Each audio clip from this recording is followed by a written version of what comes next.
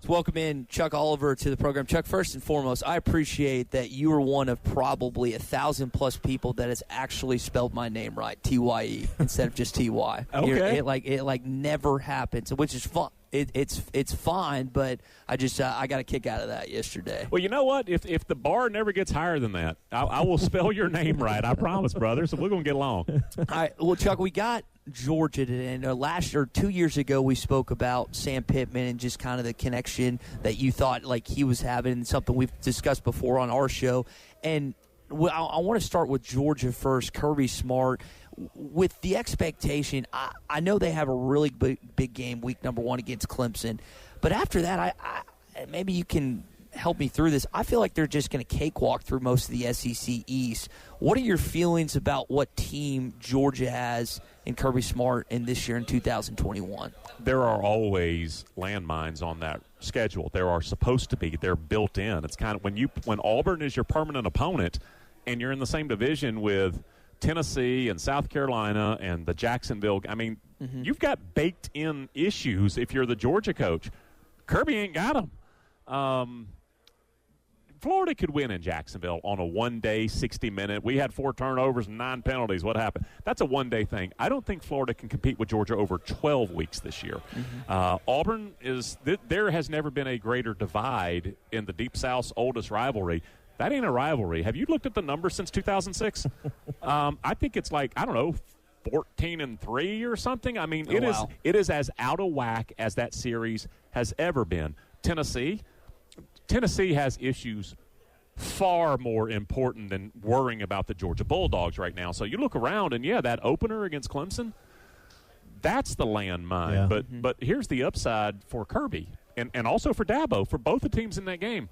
I think there are about maybe a half dozen programs around America. You may expand the list. I think there's about 5 or 6 programs that really are not in a division or a conference. Yeah. That Georgia, it's a 12-game resume because they're about, what if we lose the SEC title game? We still want in. Dabo, if there's some way we lose in Charlotte, we still want in. Ohio State, there are Alabama. Alabama's proven it. We're not in a division or a conference. We can get to the playoffs without doing anything. And so if you're one of those short-list programs that it really doesn't matter what conference you're in, division, whatever, it's just another ball game, that's a great spot to be in because you're able to survive one of those, well, you lost to Clemson. Well, it's non-conference. No, it dings your record.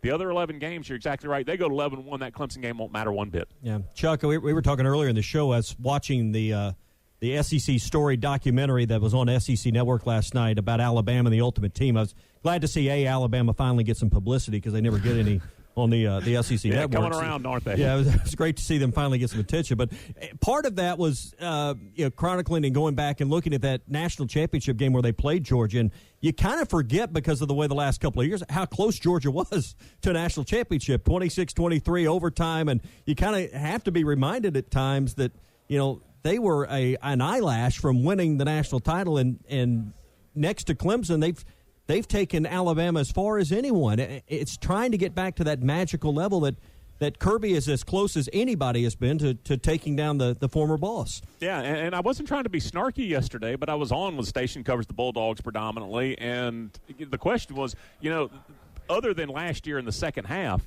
in Tuscaloosa, is like the question was, quote, Georgia has outplayed Bama the 3 previous times, could have won all 3. And I said, that's right. But you didn't. And that is sports. It doesn't matter what you could have done. In fact, that actually makes it look worse. If you roll into a game going, we were never going to beat them today. You've heard coaches say that after a game. It actually goes the other way because you've now had 3 chances. And, is it a random field goal going in or out? Is it a 2nd and 26 pass that lands in, the hands of the receiver? Whatever it is. All of those plays are made. They're not flukes. It's a play that a Bama guy made that the Georgia kid didn't. Yeah, it really boils down to the end. Bama's just had better players than everybody else, right? Yep, they made one more play. Yeah, because they've had better players, right? And Tommy, on that note, and I saw this stat from Josh Pate of 24/7 Sports, Alabama has pulled more 5-star kids out of Florida than Florida State, Miami, and the Gators combined. Yeah. Oh, yeah, I absolutely believe that. They started going down to South Florida, especially when it was Amari Cooper. They had another kid, Chris Black, who was supposed to be every bit as good, got hurt and transferred to Missouri. But they started really working South Florida, especially about 10 years ago. But I would like to ask y'all's opinion about something that I have seen from outside the Sunshine State, and I was like, you got trouble brewing. I think even more than Texas, and I'm talking because of the speed, okay? I think Florida's the number one recruiting ground in America. And if you're Dan Mullen and Mike Norvell, maybe it's a one-off, but if you're bringing in 8, 9, 10, 11 transfers, those are spots that means you're not visiting that high school in Florida. You're not furthering the relationship. You're not getting in with that coach, that program, that kid's little brother who's only an 8th grader but is already projected to be a 4-star. The relationships with high school coaches and programs in the Sunshine State, I think it tops the list. And instead, you're recruiting Penn State, Michigan State, Auburn, UNLV, Western Illinois. It is a weird time to be the Florida State coach. So on that note, Arkansas is really one of their prized recruits in this past recruiting class. 2 freshmen, looks like he's a senior in college, is Raheem Rocket Sanders out of Rockledge. And that's something that I think Sam Pittman is going to be able to do, not just with the Georgia ties, the Florida ties, the Oklahoma ties, but what Eric Musson with the basketball program has done is made it a national brand where he's trying to get kids out of Cali. He's trying to get kids all over the place. Oh, Africa, Sweden, doesn't matter. I mean, Australia is a kid. Now he decommitted and went to Oklahoma. But that's something I think you'll see from Sam Pittman is not that he won't focus on the high schools in Arkansas because that's huge. Arkansas fans want to see Arkansas kids. But he can go get a kid in Florida. He can go get a kid in Georgia. Yeah. Based on what you're saying, he might be able to take advantage of that, Chuck. Yeah. It can be an opening. And, Bielema even had some success in Florida because Alex Collins. Yeah, he had success at Wisconsin there, and he tried to mine that as well. And so, you're in the SEC, and I'll say this, I'm Arkansas, and I'll even tack on, by God. I mean, you've got to have a little bit of chest out in recruiting. And the one thing that I keep hearing about Sam Pittman that, I mean, he wasn't recruiting me when I was, covering him when he was at Georgia. But I noticed this, and then universally, you talk to 10 people, we get the exact same answer. He is so genuine, and he connects with those kids. And I think that is even more noticeable and unusual in 2021 than it's ever been, that is a different sort of angle. Most people's angle is, look at the shiny, sparkly facility, and we've got a weight room with a waterfall, and that's all great. Sam tries to connect on that personal level. And when you got one visit as the head coach, you got to make it count. So God bless him. And let me throw one more thing in there. Now you got Gus Malzahn at UCF, and I know they're not Power 5, but I think he's going to collect a handful of those prized 4- and 5-star guys along the way as well. Yeah, and he's already done some of that. I mean, the biggest compliment you could give a guy, just on a personal level, you still got to go win and X's and O's and everything, but I think was it Nate Craig Myers, who was a former 4-star that went to Auburn, transferred to Colorado State. He had one more year of eligibility. Gus gets hired at UCF. He transfers to go play for Gus a second time. Big Cat Bryant, defensive end. He was like, I'm going to go play for you a second time. That's a heck of a commentary on a guy. And plus, I asked Gus, and I was very candid about it. I was like, Gus, I think you got yourself fired. I said, you got away from who you are.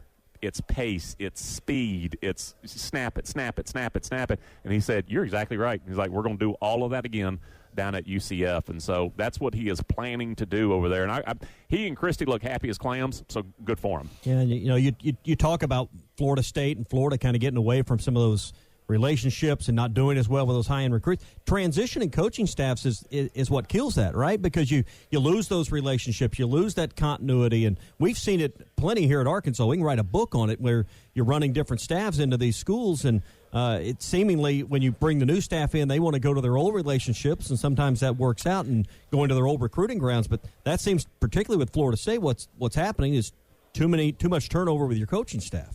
Yeah, and continuity does matter. Now, if you don't have the right guy in there, and whether it's recruiting or actually on-field coaching, I mean, you got to get the staff right as ultimate, but you hope you get it right the first time. I've got to say, like, my alma mater, I'm an Auburn grad, and, I'm not a big money booster. I send in my check for $250 a year to the Alumni Association, and by golly, I want answers. I want results. But Brian Harsin, who I think is a fantastic coach, and he absolutely has a legit plan. This is this is how we're going to build the program. But he's talking about pushing the recruiting window, getting Auburn out to the West Coast. And, like, if you're Kirby and you're going out to Las Vegas and getting Darnell Washington, the number one player in Nevada, and Keely Ringo, the number one player in Arizona, and Kendall Milton, the number one running back in California, that's great. I see Brian Harsin getting visits from, like, a 3-star tight end from Eugene, Oregon. I'm like, go to Anniston and shake the tree. You'll have 5 better tight ends fall out of it. Yeah. What is the value of the 3-star guard from Belmont, Washington? I don't know that. Especially with Atlanta being so close and just that proximity of the SEC. Oh, God, go to Pensacola. You get 5 players better. Fertile recruiting ground. We're talking with Chuck Oliver, 6'8" in the Fan in Atlanta here on the Morning Rush. Chuck, I want to get 2 comments from you on what Greg Sankey yesterday. First and foremost, looks like that there's not going to be any rescheduling, and there could be, I don't think we're going to see this, knock on wood, forfeits, but what did you think about how he kind of orchestrated how the schedule is going to play out this year with no open window? I was impressed with Sankey after the NC State issue at the College World Series because they got sent home. Here was the reason and I'm not arguing this way or the other, okay? Vanderbilt stayed in Omaha because they were 100% vaccinated. NC State got sent home from being one of the final 3 teams playing because they weren't vaccinated. Sankey came out the next day. He was like, do not call the league office on a Thursday afternoon. Do not call on Friday morning saying we ain't got enough players. We will not reschedule your game, and it will not be a no contest. It's going to be a forfeit. Now, I applauded that, okay? And so yesterday it was just him reiterating those comments. Here's the issue, though. If that's Vanderbilt, Missouri, all right, you're going chest out. You're being a tough guy. Yeah. What if it's LSU, Bama?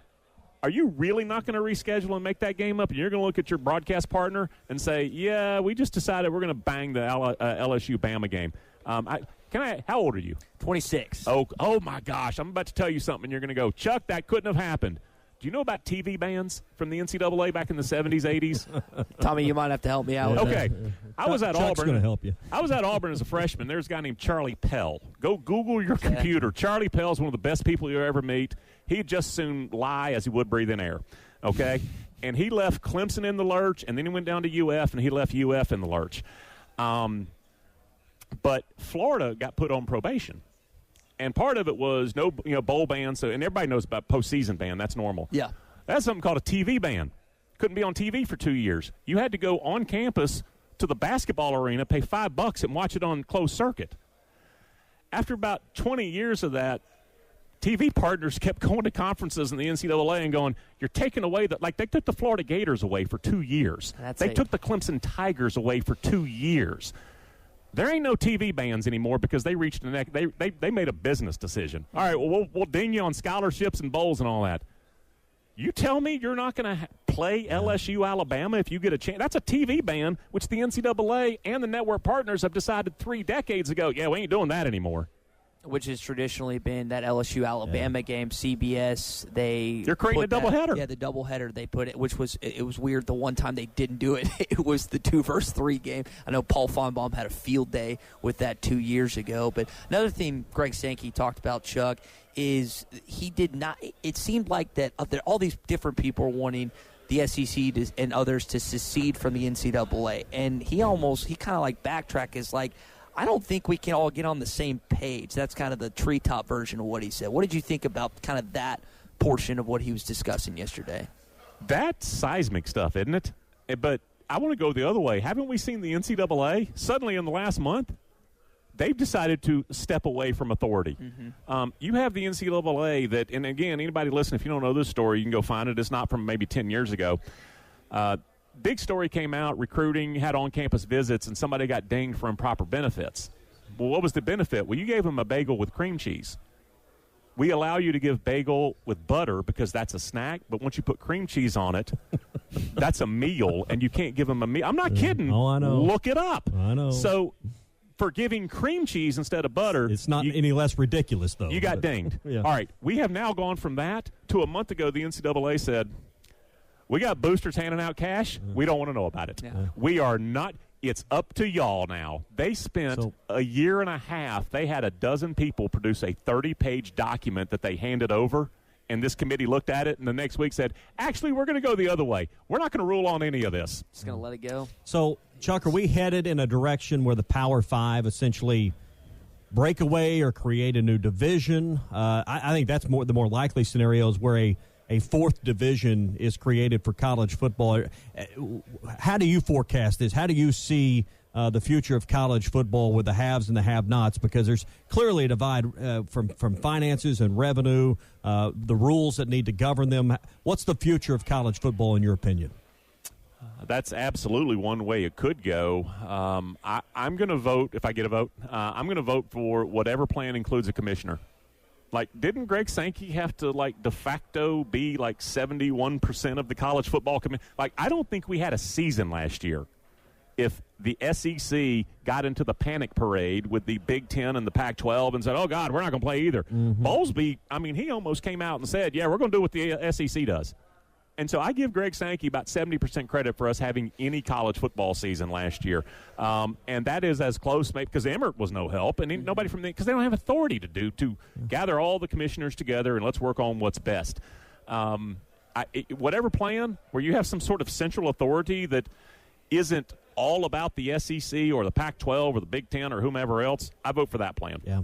Wouldn't you, last one here, wouldn't you say after last year, Greg Sankey's fully and completely out of any shadow that Mike Slide was still casting? Somehow, and I mean, you talk about a Mount Everest of a shadow, and Sankey, it's absolutely, it's his conference, it's his job, and again, it took a lot of leadership last year, and I think that, you know, he admitted this, he's like, my quote, leadership, a lot of it was just sitting back and not doing anything, like, let's use the runway, remember that was his phrase, we got some runway, let's wait, whereas the new commissioner of the Big Ten was like, we cancel it. Yeah. And then 3 weeks later, just kidding. We're back on. Yeah. I remember on Tom as we close down here, one of the things that stood out to me about Greg Sankey is back in 2015 he was named the new commissioner of the SEC. He walked and introduced himself to every SEC intern, and I was a sophomore or junior in college at the time, and here is the SEC commissioner taking time out of his day to introduce himself. And I think that, amongst other things, is kind of has definitely pulled him out of the shadow, as Tommy was just saying. Well, Chuck, it's always good to catch up with you every SEC Media Days, and appreciate you stopping by the Morning Rush. No, I appreciate the invitation. I love talking with y'all, man, anytime. It's always good. Chuck Oliver, 680 The Fan in Atlanta, here on the Morning Rush.